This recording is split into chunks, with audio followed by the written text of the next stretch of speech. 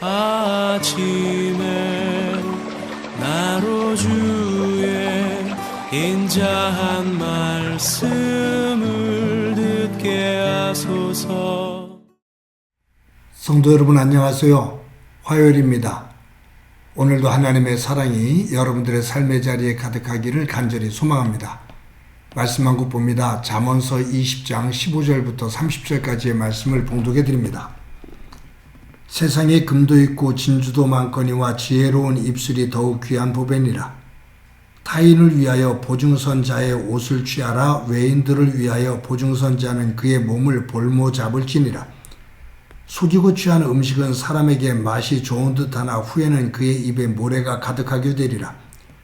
경영은 의논함으로 성취하나니 지략을 베풀고 전쟁할지니라. 두루 다니며 한담하는 자는 남의 비밀을 누설하나니 입술을 벌린 자를 사귀지 말지어다. 자기의 아비나 어미를 저주하는 자는 그의 등불이 흑암 중에 꺼짐을 당하리라. 처음에 속히 잡은 산업은 마침내 복이 되지 아니하느니라. 너는 악을 갚겠다 말하지 말고 여호와를 기다리라. 그가 너를 구원하시리라.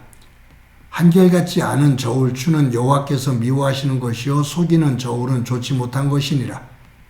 사람의 걸음은 여호와로 말미암나니 사람이 어찌 자기의 길을 알 수 있으랴.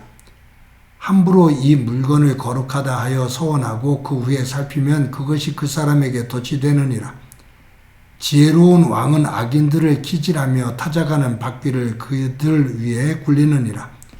사람의 영혼은 여호와의 등불이라. 사람의 깊은 속을 살피느니라.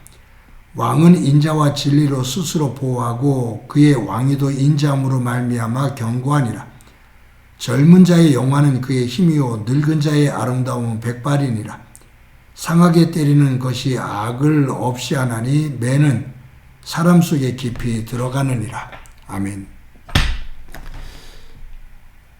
어느 수도원에 한 젊은 수도사가 있었습니다. 그는 열정을 가지고 하나님 앞에 기도하는 사람이었습니다. 그가 하나님 앞에 기도하기를, 하나님, 저에게 힘을 주셔서 제가 이 세상을 변화시킬 수 있도록 해주십시오 라고 기도를 했습니다. 그 기도가 쭉 이어집니다. 뜨겁게 기도합니다. 중년이 되었습니다. 어느 날 자신이 세상을 변화시킬 수 없다라는 것을 깨닫게 됩니다. 그때부터 기도 내용이 바뀝니다. 하나님, 나라를 변화시킬 수 있도록 저에게 힘을 주십시오. 제가 나라를 변화시키게 해주십시오 라고 기도합니다. 또 뜨겁게 기도합니다. 또 한 긴 시간이 흐릅니다. 노인이 됐습니다. 자신을 돌아보니 나라를 변화시킬 수 있는 그러한 삶의 모습이 아닙니다. 기도가 바뀝니다. 하나님, 저의 가족을 제가 변화시킬 수 있도록 도와주십시오. 시간이 흐릅니다. 이제 죽음을 앞두게 됩니다. 그 순간 그가 하나님 앞에서 이렇게 기도가 바뀝니다. 하나님, 제가 변할 수 있도록 도와주십시오 라고 기도를 합니다. 여러분, 세상에서 가장 힘든 변화가 우리 자신의 변화입니다. 다른 것들이 다 변해야 된다라고, 그 변화해야만이 산다고, 변화는 당연한 것이라고 이구동성으로 이야기를 하는데 자신의 변화에 대해서는 소극적입니다. 그리고 변하지 않는 것을, 자신의 변하지 않는 것을 합리화시킵니다. 변하지 않는 것이 옳다라는 거죠. 내가 바뀌지 않으면 다른 상황이, 다른 사람이 변화되지 않습니다. 내가 거칠게 말을 하고 행동을 해서 상대방과 갈등이 있다면, 내가 변하지 않고 계속해서 거칠다면 그 관계는 회복될 수가 없습니다. 그런데 어느 순간 내가 말과 행동이 변화되어서 그 거칠었던 것이 온화해지면, 겸손해지면 시간이 지남에 따라 상황이 바뀌어지고 상대방이 변하게 됩니다. 내 변화에서부터 다른 변화는 시작이 됩니다. 그런데 내 변화를 만들기가, 그것을 깨닫기가 가장 어렵다 그 말이에요. 왜냐하면 정직하지 못하기 때문입니다.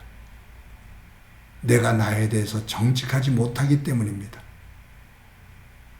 내가 나에 대해서 부정직하니, 정직하지 않으니 내 죄를 죄로 보지를 못하는 거죠.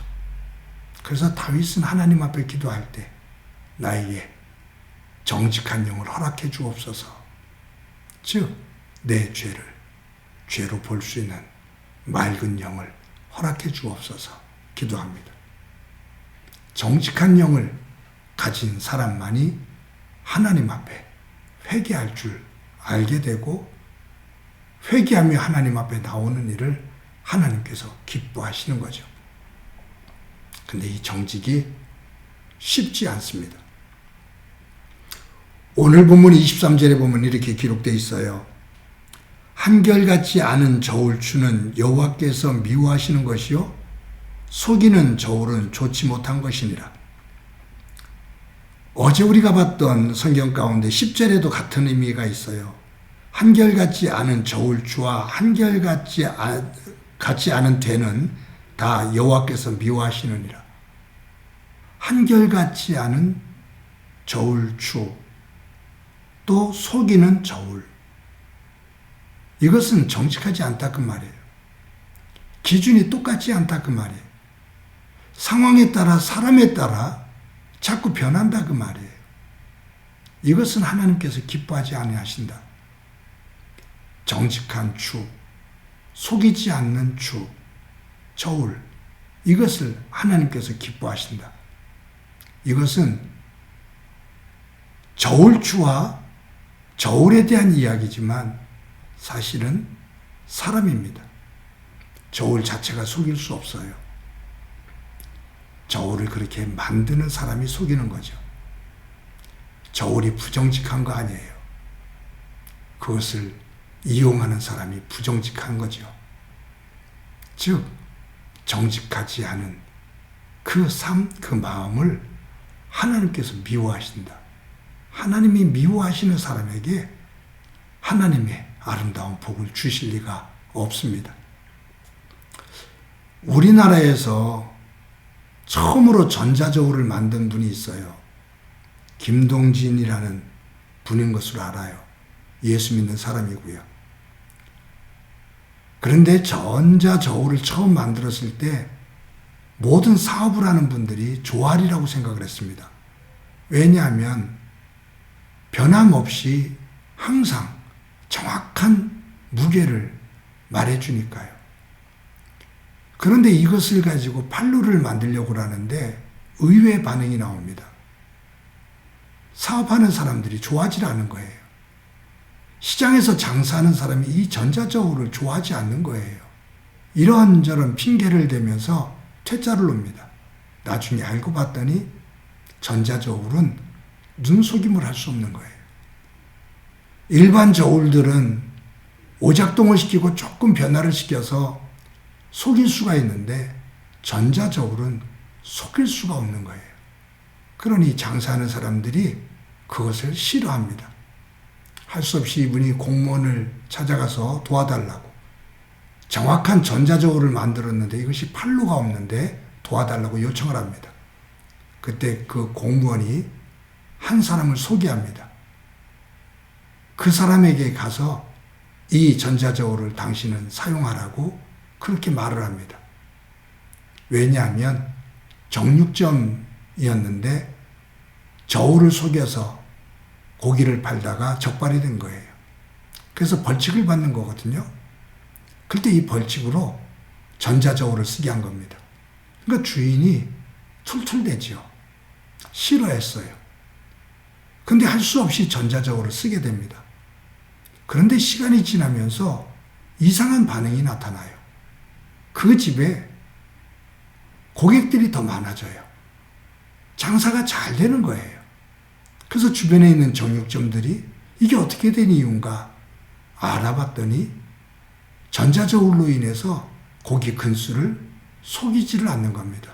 속일 수가 없는 겁니다. 그러니 고객들이 믿고 사는 거죠. 그래서 한 사람 두 사람 전자저울을 구입하기 시작하고 이것이 판로가 열려져서 부자가 되죠. 또 세계로 수출까지 하게 되는 그러한 기업이 됩니다. 사랑하는 성도 여러분,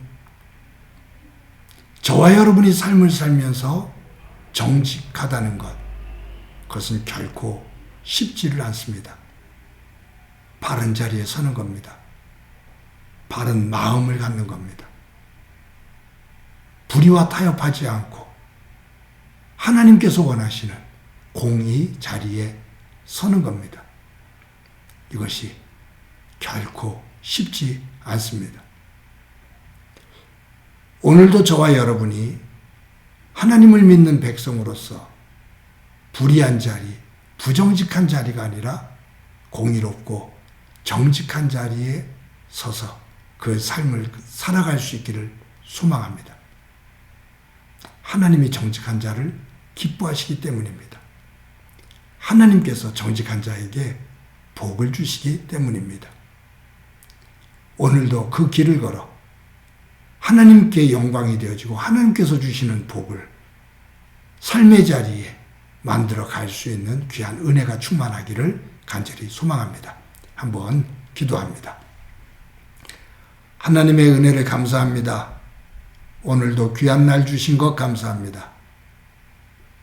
세상은 우리를 흔들며 유혹하며 부정직한 자리에 서도록, 불의한 자리에 서도록 우리를 유혹할 것인데 말씀 안에서 정직한 영을 사모하며 그 길을 걸어 하나님의 복된 사람 되도록 은총 베풀어 주옵소서. 함께해 주시리라 믿고 예수님의 이름으로 기도드립니다. 아멘.